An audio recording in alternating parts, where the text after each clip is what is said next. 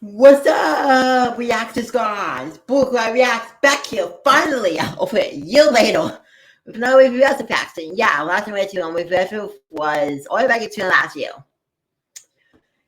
I don't know why I found my Wavywebsurf reactions. Last time it was to the risk people one. So this time we have a lot of people that get contaminated food. With this like his 10th food video, like tease. He does so many food videos. But because he changed the title to that people will staff that puts the people for fun. So that's interesting. So yeah,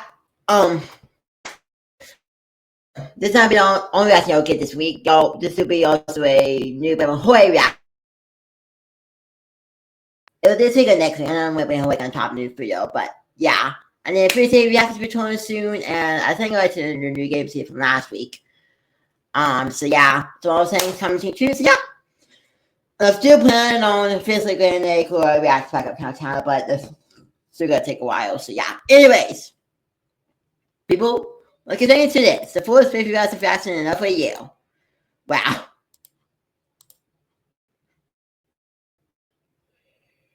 Alright, so y'all can see it. Good. Alright, let's get. I'm gonna tell us over time my face cancel doesn't lag. So yeah. Alright, let's get. Food contamination incidents are getting out of control. You've got Cyclospora lettuce causing explosive diarrhea and norovirus-infested slop bowls sending people to biohazards and poisonings that are intentionally caused by food industry employees to hurt customers, usually performed as acts of revenge or to create panics. The criminal instances of food tampering that I researched in this video genuinely made me sick, and thankfully people are now going to prison for behavior. From pedophile kitchen chefs inserting genitals into seafood dishes, to Mexican restaurant employees lacing salsa with agriculturicides, and rat poison used as a pizza topping. These are the food industry's worst contamination events. Fox 4 obtained new court documents today accusing a part-time employee of urinating in and rubbing food on his body. What? Okay, it's about to. Oh no. The steakhouse snuff videos. In the Kansas City metro area exists a regionally iconic mid-culinary brand, the Hereford House, a premium steakhouse renowned for its aged hand-cut steaks, traditional rustic steakhouse atmosphere, and industry-leading customer service. 2 Hereford House restaurants exist currently, but there used to be a third, up until very recently. So what happened? Only one of the most disturbing contamination events in American history, that's what happened. You may want to listen to what we have to say on this. Yeah, a now fired employee has been charged with a felony accused of intentionally contaminating the food. The start of this sickening saga begins at the Hereford House location at 5001 Town Center Drive in Lee, Kansas. Walking in here, you'd expect nothing but quality food and stellar customer service. The employee, well, most of them were. Meet 21-year-old Jace Christian Hansen. In April of 2025, this guy was hired on as a part-time cook at the Hereford House. Jace was unremarkable as an employee, but seemingly did his job. Co-workers and customers had no real issues with him, at least yet. When other staff wasn't around, this guy was up to some truly diabolical shit. Oh no. Over a period of weeks, Jace, when alone, was contaminating food being served to customers in truly vile ways. The man urinated in food prep bins and filled up jars with his piss. I mean, who's gonna know, right? He spat in customers' food and hawked loogies into meals made entrees before plating them and serving to people. And at his worst, bro was dipping his genitals and bare ass cheeks into plates of seafood. Customers would eat these meals not detecting anything fishy at all. As I mentioned previously, Jace performed these contaminations at strategic times when other workers wouldn't be around to see. And customers didn't seem to catch on. I mean, their guard is down. Who is expecting a penis-contaminated seafood platter at an upper-scale prime steakhouse. I mean, that's something to keep an eye out for at a Long John Silver's, not here. So with that being said, if Jace was so sneaky and successful at contaminating food, how did he end up getting caught and making it in this video? And of course, why was he doing this in the first place? Around the time of Jace's employment at Hereford House, an anonymous internet user going by the pseudonym Vandalizer began posting videos to an online shock site. And these videos showcased truly horrific acts of food contamination being committed inside of a restaurant kitchen. The Vandalizer's face was hidden. Vandalizers showed themselves pissing in pickle jars, stomping on customer meals, hawking loogies into steaks, and slapping their dick and balls on seafood plates. Hey, why does that sound so familiar? Yes, not only was Jace contaminating food, he was also filming said contaminations and publishing them anonymously online, thinking that they'd never get traced back to him. How naive. You see, my friend, the internet and its users are dynamic specimens, and you'd be surprised to find that even folks on degenerate shock websites have some reverence of ethics, and they do get a bit pissed off when they see some maniac potentially poisoning innocent restaurant customers' food for seemingly nothing more than online attention. And so the Vandalizer's videos were submitted to the FBI as a tip. After receiving said tip, the feds took a look at the Vandalizer's roster of content. And after resisting the urge to vomit, they pulled the account's IP address and an associated phone number, which in turn revealed the identity of the person behind it. 21-year-old Jace Christian Hansen in Leawood, Kansas. The feds informed the local Leawood police about what was going on, letting them know that they had a rogue restaurant contaminator on the loose. The question was, though, what kitchen was he in? Local law enforcement worked quickly to try to find out where this guy worked and put an end to the madness. Using the phone number they got from the FBI, police managed to ping its location, the parking lot of the Hereford House in Leawood. Police thought it wise to investigate the restaurant and attempt to establish it as the site of the contamination and more concisely link Jace to the activity.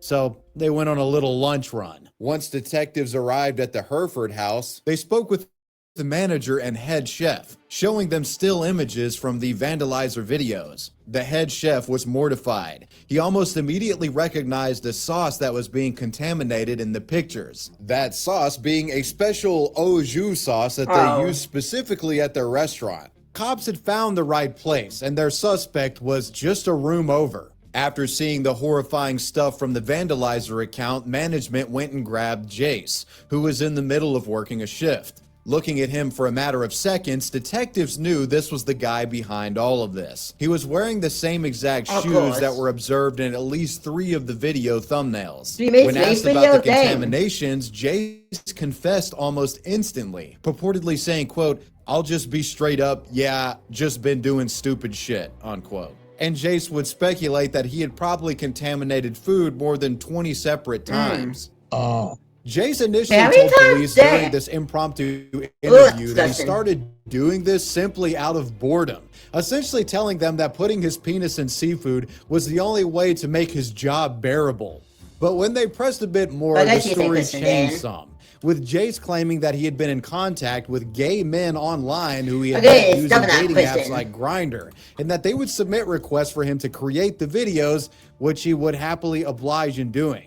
Apparently, his last contamination was just 2 days prior to the cops coming, on April 23rd, 2024. And on this instance, he allegedly stuck lettuce down his pants and pressed it against his penis before returning that to a storage tray. Think we might have just found the cyclospora outbreak origin, guys. This dude put salads and lettuce down his nutsack pants? An affidavit from police about this incident also explicitly highlighted how Jace had knowledge that people were most definitely consuming the food he was defiling. Quote, Hansen acknowledged that while he was not sure how much contaminated food was served to customers, he is sure that food products that he contaminated in various ways were served and consumed by unexpected customers, unquote. Considering the guy is here in the restaurant confessing dead to rights that he did all the crazy shit in those videos, it should come at no surprise that Jace was arrested almost immediately after this interview. That day, on April 25th, at 2 p.m., Jace was arrested and booked into the Johnson County Jail. There was bodily fluids placed on the food, And by virtue of that, we're asking the public to reach out to us so we can see the extent of the damage that was done. Maybe he should get some food poisoning, Yeah. and he can feel like the people who ended up getting sick felt. I would continue to go there. I've been there for years. Yeah, How what? would you like a fine piece of boo-boo burger? How would you like a sperm shrimp salad? How would you like my a shit goodness. sandwich? Come right to the Hereford House and you can get I don't think you done that, but boo-boo okay. food served to you by Jace Hansen. Officials were requesting that any customer who ate at Hereford House between March 26th and April 25th of 2024 and experienced health issues to contact the Leawood Police Department, suggesting that they could have been victims of a crime. Pretty fucking ominous, right? And very quickly, the police department was inundated with constant calls and emails, fielding nearly 400 poisoning complaints, and they conducted close to 130 interviews with concerned customers. The community was in shambles, and Jace would have to come reckon with his disgusting proclivities in ways you may or may not expect. What? The original charges set against Jace were predictable. Yeah. All were related to felony food contamination. But after a forensic investigation was What was the completed dog on wagging onto Jace's this? personal electronics, it turns out he was also a massive pedophile. During a Wait, search what? of his devices, detectives uncovered material exponentially more depraved than food contamination snuff films. Leawood authorities recovered a number of CSAM videos and images, along with telegram messages indicating that Jace wanted to commit the crimes against children seen in these videos himself someday. Quote, "I really want this life, honestly. It's the only thing I live for, working so I can hopefully do as much damage as I can someday," unquote. Detective Jack Bond of the Leawood Police Department would go on to describe the CSAM in Jace's possession as, quote, Yeah. "the most brutal and violent child sexual abuse That is- material that I've ever How can I seen." Kristen your name and I be A Kristen? psychologist Like, involved in what? the case would He's later the one describe the that's getting videos that 18 Jace had not in his a Kristen, possession I'll take as Kristen. some of the cruelest and most disturbing material imaginable, my commenting that goodness, on a disgusting. scale So this of is 1 definitely to supposed to be 10, it was a a 10 title. in terms of just Oh how my sickening. goodness. The absolute worst acts imaginable. Oh As a my result goodness. of these harrowing findings, in June of 2024, 10 felony counts of sexual exploitation of a Well, he probably child get were life added in to his prison. rap sheet. A year later, on July 3rd, 2025, Jace would plead guilty to a whopping 33 felony counts, 22 of which were counts of criminal threat, 1 count of criminal damage over $25,000, and 10 child exploitation charges. There was no plea deal here. Jace had actually pled guilty to every single charge laid in front of him. As a result of his vile crimes against both food and children, on October 9th, 2025, a Johnson County judge would sentence Jace Andrew Hansen to the maximum sentence available for his crimes under the law, 11 years and 4 months in prison. Oh. And that's where this monstrous Those would get individual life. stews today. As for the Hereford House restaurant, the laboratory that Jace used for his repulsive creations, it never recovered from the public relations and food safety Good nightmare created by their former employee. On August 3rd, 2024, less than a month after him being arrested, the company said in a statement, quote, "As financial strains caused by recent events continue, we have made the very difficult decision to close the Hereford House in Leawood," unquote. This was the first closure in the steakhouse's history. At the time of the Hereford House's closure, 13 civil lawsuits had been opened against the restaurant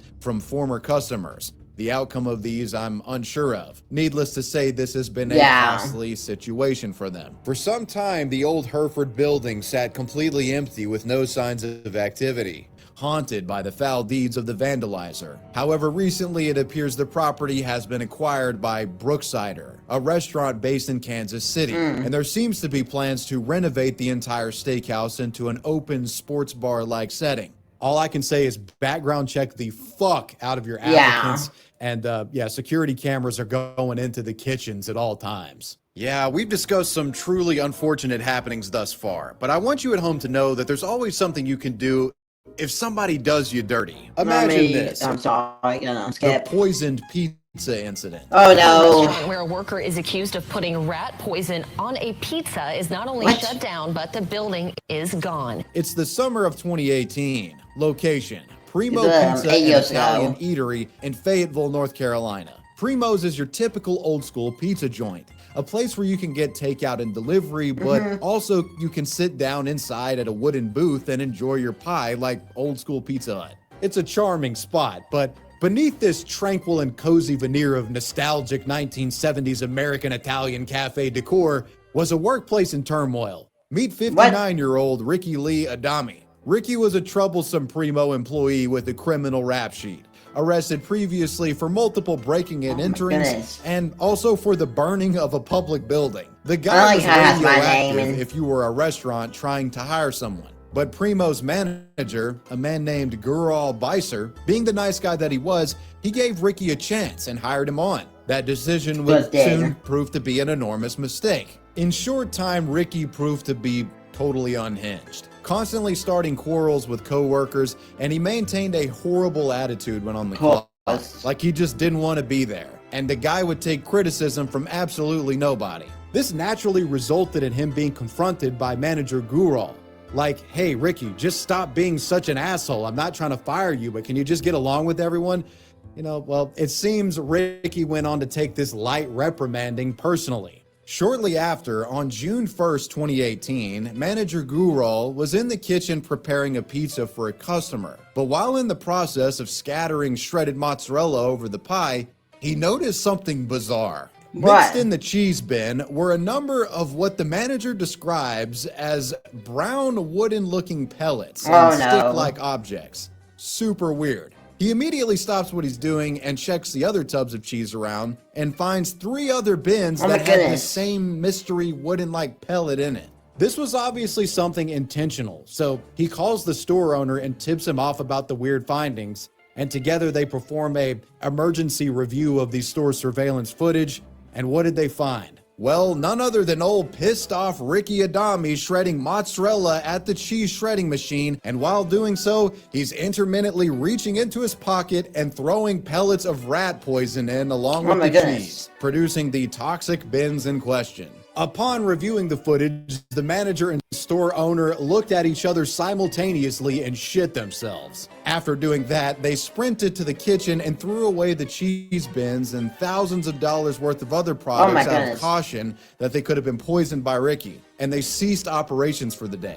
Then, of course, there's the inevitable confrontation with rat poison Ricky himself. The details of exactly how this went down are murky, but apparently it ends with Ricky storming out and threatening to come back to the restaurant and shoot it up. In light of the threats and apparent lacing of the food with poison, the manager and owner notified the Fayetteville police. Upon review of evidence, Ricky was arrested a couple days later on June 6th. He was charged with distributing food containing noxious or deleterious material and was held on a $100,000 bond, which was raised to $500,000 after it was learned he had made a death threat. While it was clear Ricky did this because he was simply pissed off at the management of the store, there might have... Like, I don't know they would hire him in the first place. That makes no sense.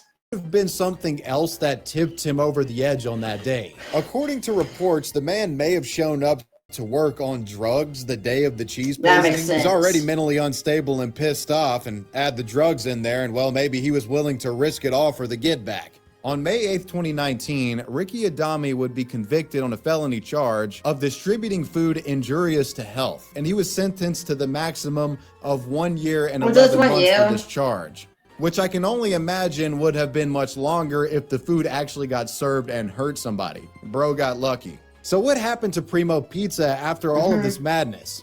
After Ricky's arrest, the health department was called to the scene and inspected the pizzeria. And after their inspection, they gave the establishment the okay to continue on without shutting down. Deputy Health Director and Interim Environmental Health Director Rod Jenkins would say in a statement, quote, "Primo Pizza has been deemed safe for food consumption. The restaurant has been thoroughly inspected. All cooking utensils and other equipment was properly washed and sanitized," unquote. Unfortunately, though, the incident had consequences. In the coming months, sales dropped by 50%, and the company was eventually forced to shut its doors about a year later in May of 2019. A Panera Bread now reigns in its stead, which is pretty ironic because Panera actually has a confirmed body on them, like from that ultra caffeinated charged lemonade that they were selling a few years ago. But whatever. Rest in peace to Primo Pizza. Restaurants with interiors like primos are becoming increasingly rare, and this pizza place will certainly be missed. America's worst salsa poisoning. Oh 18-year-old no. Ryan Selleck still has flashbacks to the food poisoning that made his entire family sick and that he blames for his new medical problems. This story takes place in the summer of 2009 at the Mi Ranchito That's Mexican years ago, restaurant dang. in Lenexa, Kansas. 31-year-old Arnaldo Bazan and his wife, 19-year-old Yini De La Torre, had a bone to pick with the restaurant chain owner, a man named Rulber De La Torre. You see, this married couple actually both worked for the franchise. Oh. Or at least they both used to. Arnaldo had recently been fired by Rulber under contentious circumstances. The guy didn't take it well and felt the owner had something personally against him. To make matters worse, Arnaldo's car was stolen shortly after the firing, and in a paranoid state, he would blame his old boss, Rulber, as the culprit. Rulber didn't steal the car, but Arnaldo became obsessed with the idea that he did. So after being fired, he would leave threatening voicemails to the restaurant, threatening that he was going to make them pay for what they had done to him. The jilted ex-employee would make good on his threats in a truly insane way. Arnaldo and his wife, who I should mention was the niece of the restaurant owner, Rulber, the couple devises a Walter Whitean scheme to poison the food supply at the Lenexa Mi Ranchito location with chemicals. The married menaces prepared a methomyl-based solution. Methomyl is a chemical often used as an agricultural insecticide. Oh my goodness. It's definitely not something you want to consume and can be fatal even in small doses. And because the wife still worked at the restaurant, she would be able to sneak the toxic chemical inside, and the idea being that she would pour the chemical into the restaurant's salsa container. Salsa that is served for free to customers almost immediately upon them sitting down with chips. It's to note that all it takes is 7.5 drops of undiluted methomyl to kill a man, and they put more than that. They would unleash this covert revenge poison on multiple occasions. The first biohazard attack took place on August 11, 2009 during a lunch rush. Yini unleashed the chemicals into the salsa, and not long after, 12 customers suffered almost instant bouts of nausea, abdominal cramps, weakness, and chest discomfort. This bizarre occurrence resulted in a health department investigation. However, after an inspection, there were no food safety issues detected. Everything was stored properly, and temperature mandates were being followed.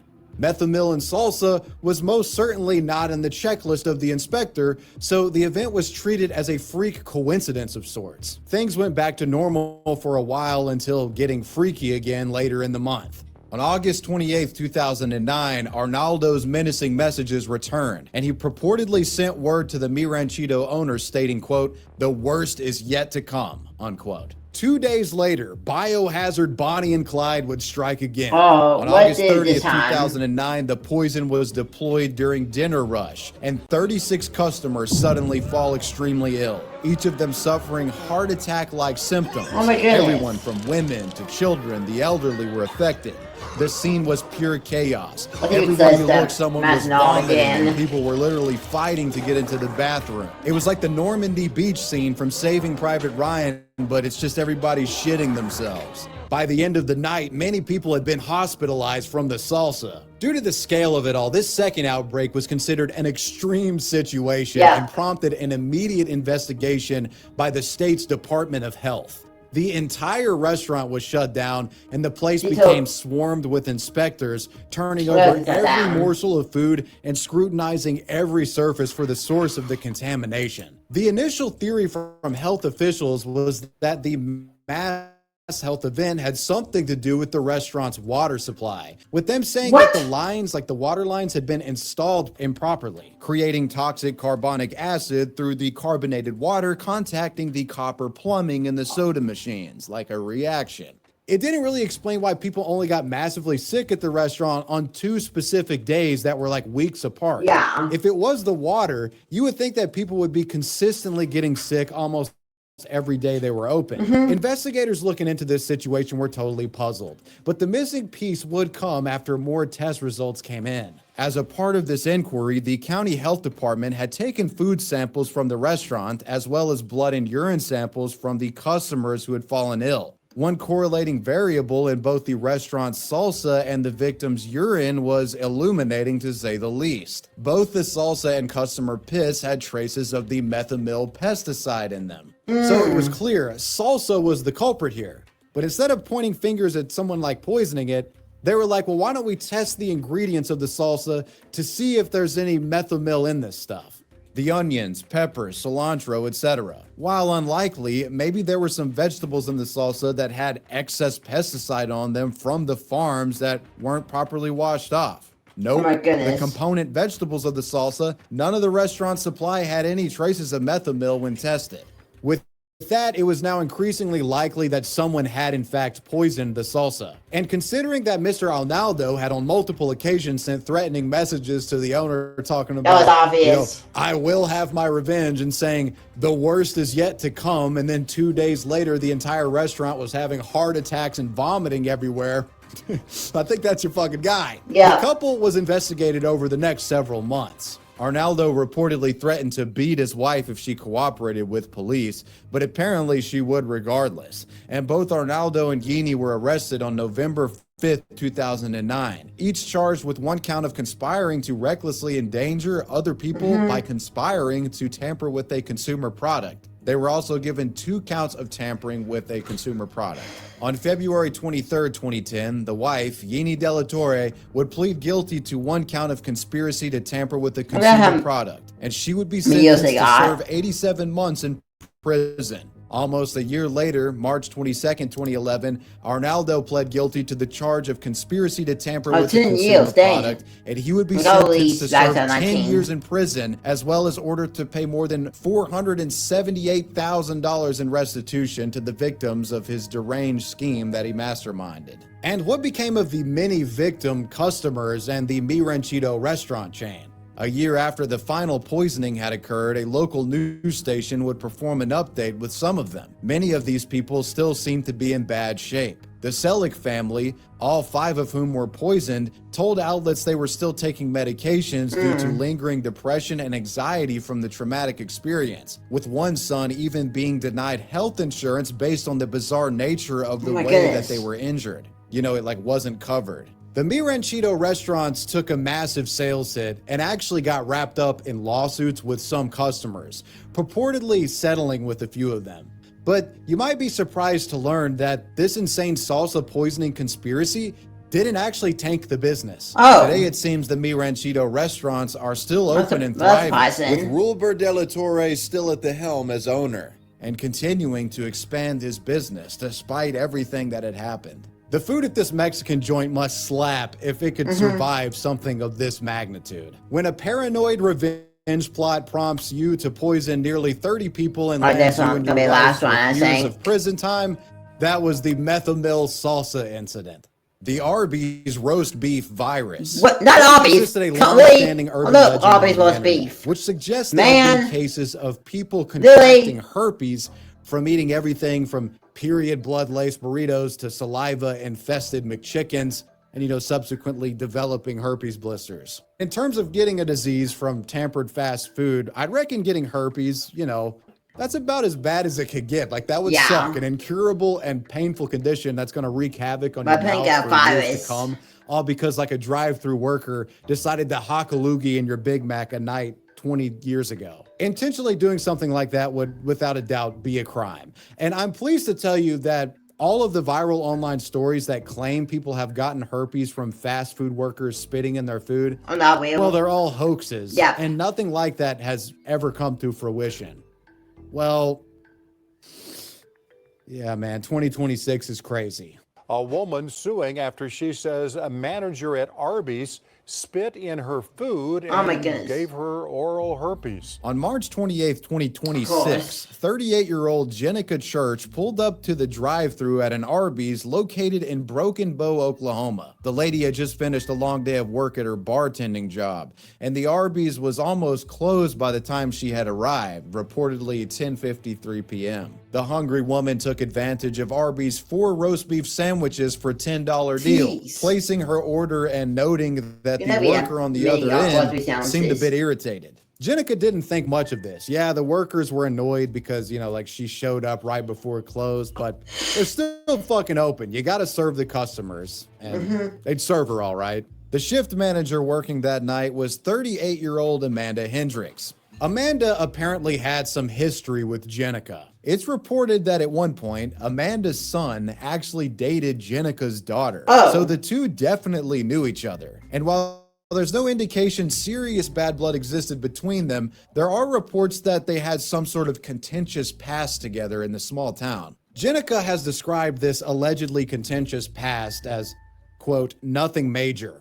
But apparently the Arby's shift manager, Amanda, was still holding on to some kind of grudge. Seemingly having a bone to pick with Jenica and pissed off about her coming right before close, Amanda decides to add some special sauce to Jenica's Arby's meal. While preparing Jenica's food, Amanda had spit in the meat of one of the sandwiches, which is already terrible enough. But what makes this story truly bizarre is that an allegation exists suggesting the woman did this while showing symptoms of an oral herpes outbreak. For those unaware, when the blisters are out and flared up, the herpes can spread easily, especially through saliva. Jenica had no idea about the spit. After receiving her order, she takes the spread home and divvies the sandwiches up to her family. You thought she was just going to eat all four? Nah, she shares the food with her husband, her father-in-law, her grandmother-in-law, who I should mention was actually in hospice care at the time. Jenica also gave a few bites of the food to her kids, which is just gross. Which is awful to think about. So nobody suspects anything, but a few days later, medical issues. Several days after eating the slobbered on roast beef Sammys, Jenica's mouth and lips had flared up.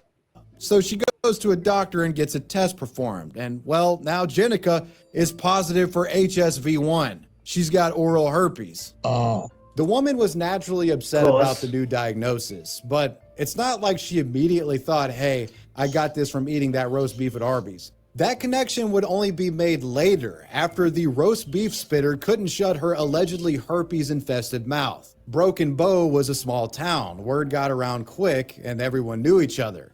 Let's also remind ourselves that at this time, Jenica's daughter was allegedly dating Amanda's the beef spitter's son. Yeah. One day, Jenica's daughter actually overhears a conversation between Amanda and her son on FaceTime, in which Amanda allegedly was heard bragging and proudly admitting to spitting in Jenica's food. The daughter would in turn inform Jenica of this news, prompting the woman to call the police. In addition to this, the family got in contact with Arby's and filed a complaint. A representative of Arby's would check the surveillance footage. Curiously though, the rep claimed that no such spitting action had taken place. Police, however, disagreed. When the cops later got their hands on the video, they would say that the woman could in fact be seen spitting in the food. After police said it was legit, Arby's later flipped and confirmed the incident. They said the video showed Hendricks, quote, preparing food, spitting on meat or sandwich components and placing the contaminated food on the sandwiches, unquote. A warrant went out for Amanda Hendricks' arrest on May 4th, 2026.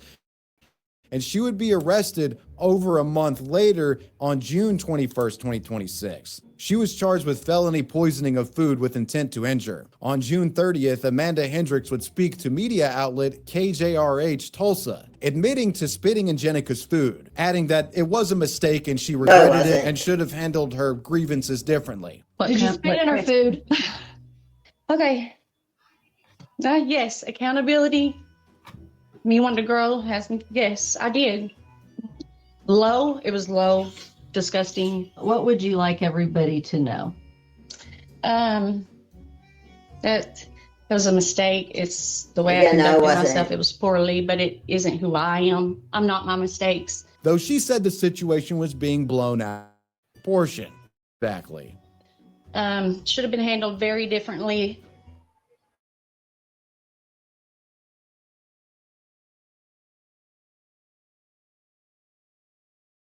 The claim of Amanda the Spitter actually having herpes is currently disputed. In fact, Amanda is on record publicly in the wake of all of this, denying that she's responsible for infecting Jenica with herpes. She has shown at least one media outlet a negative herpes test result from McCurtain Memorial Hospital, that test being taken June 21st, 2026 after the incident. The news outlet could not independently verify the results, but apparently she has handed this over to the police. This claim of Amanda having herpes in the first place seemingly comes from a civil lawsuit filed by Jenica and her family. Jenica Church and her family have filed against Arby's and other holding companies, citing emotional distress, fear of infection, and anxiety. They want compensatory damages, including but not limited to medical expenses and for physical pain and suffering. Jenica says herpes might hurt her employment opportunities down the line. The family's attorney, Will Blocker, also claimed that the staff present that evening knew about what was happening and did nothing to intervene. And they let it go all the way out the door to the point my client now has a communicable disease. That has to be cultured deeper than just Arby's Broken Bow, Oklahoma. Maybe it's Flynn Restaurant Group and all 300 different kinds of stores they own. I don't know, but we're going to find out. As for Amanda Hendricks' alleged crimes, a preliminary hearing conference was held on July 21st, 2026, with another scheduled on August 25th. So in my opinion, yeah, the severity of Amanda's liability here, it kind of hinges on her actually having herpes when she spat in that fucking Arby's sandwich. Like, they need to be able to prove that element of the case, because it changes a lot if she doesn't have herpes, in my opinion. Jenica's lawsuit not only claims that, you know, Amanda definitely had herpes, but they also claim that she spread it knowingly, which is obviously insane and extremely criminal if that is true. But given the negative test results from Amanda, I mean, it's getting interesting, you know what I'm saying? For now, the only thing confirmed is Amanda spat in food, and Jenica now has herpes. Amanda having herpes is seemingly like the unproven variable here. I guess we'll just have to wait and see what happens. And well, you made it to the end of the video. Let me know if you guys have ever experienced some food contaminations on your own down below in the comments section. And let me know who or what you want me to talk about next. I want to give a major shout out to my patrons. I appreciate you guys. Wavy Web Surf out. Peace. Oh, there we go. Oof, my 4th day best fasting, like over a year. And next time will come. I don't know, maybe let's discuss it about off the play, because I was expecting about first like 2 weeks was gonna come to like at the end of this month, but you're gonna be able to video like I think only yesterday. Waiting to look for like sometime last week. So maybe that's discussing like all over the place, because I said his office schedule like every 2 weeks, but yeah, I don't know. But yeah, you just discuss, especially the first one, man. Dang. Anyways, again, moving Holy Reaction coming sometime this week. See, please see reactions, the game see reactions to film series and all that. Not tomorrow for my main tab people. Hopefully tomorrow I have a top interview tomorrow, so hopefully I can get to my Master 12 reaction come back tomorrow. I can't do 100% next Wednesday. I don't know, because depending on what happens next Monday. Oof. But Master 12 reactions will be returning tomorrow, and then Friday we get in either 1 or 2 mystery reactions, so not depending on, you know, which ones get blocked, you know. So yeah. I guess also kind of for y'all. So yeah. Anyways, my watching, subscribe. Talk to you later. Deuces. Let me know which one, case y'all thought was the most disgusting one. Talk to you later. Bye.